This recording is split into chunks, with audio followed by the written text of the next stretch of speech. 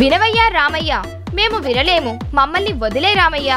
చదువు పూర్తి చేసుకుని వీరయ్యపాలెం గ్రామంలో ఆకతాయిగా తిరిగే కుర్రాడే మన డెబ్యూ హీరో చంటి. చంటి తన ఫ్రెండ్స్ అయిన వీర్రాజు, చారి, సుబ్బులతో కలిసి ఎలాంటి పని లేకుండా రోజు ఊరంతా తిరుగుతూ ఎంజాయ్ చేస్తుంటాడు. మన చంటి సీరియస్ గా చేసే పని ఒక్కటే, తన చిన్ననాటి ఫ్రెండ్ ఊరి పెద్ద చౌదరి గారి అమ్మాయి జానకిని సిన్సియర్ గా లవ్ చేయడం. రోజు తన వెంటపడే చంటి తన ప్రేమని మాత్రం ఎప్పుడూ జానకికి తెలియజేయడు.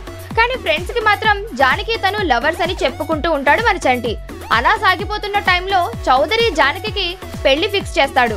ఆ టైంలో చంటి తన ప్రేమని చెప్పినా తనకు అలాంటి ఫీలింగ్స్ లేవని జానకి చెబుతుంది.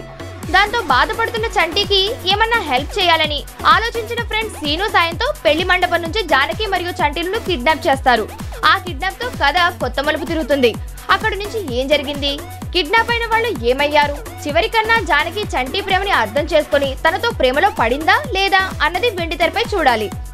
ఒక కొత్త హీరోని సినిమా ఇండస్ట్రీకి పరిచయం చేస్తున్నప్పుడు అతని చేత ఓ టోటల్ డిఫరెంట్ సినిమా చేయిస్తే అతను ప్రేక్షకుల మధ్యలో రిజిస్టర్ అవుతాడు.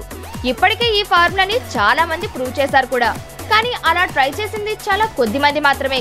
మిగతా వారందరూ రియాలిటీకి దూరంగా కథ అనే విషయాన్ని పక్కన పెట్టేసి కమర్షియాలిటీ అనే దాని చుట్టూ పరిగెడుతున్నారు. కథ కథనం అనే విషయాలకు కూసింత కూడా విలువ ఇవ్వకుండా 4 కామెడీ సీన్స్, 4 పాటలు, ఓ ఫైట్, లాస్ట్ లో ఓ సెంటిమెంట్ సీన్ ఉంటే చాలు అనే ఫార్మాట్ లో వచ్చిన సినిమా వినవయ్య రామయ్య. ఈ సినిమాలో మొదటి నుంచి నెరేషన్ అనేది ఎటో వెళ్తూ ఉంటుంది. ఈ సినిమాలో 1-2 సార్లు మీ పెదాలపైకి చిరునవ్వును తెచ్చే 1-2 కామెడీ సీన్స్ తప్ప మీరు చూడటానికి ఏమీ లేదు. మీరు పెట్టే టికెట్ ధరలో కనీసం 10% కూడా మిమ్మల్ని మెప్పించలేని సినిమా ఇది. ఓవరాల్ గా చెప్పాలంటే కమర్షియాలిటీ అనే చెట్టు కింద మొలిచిన మరో ఓల్డ్ ఫార్మాట్, పరమ బోరింగ్ మూవీ వినవయ్య రామయ్య.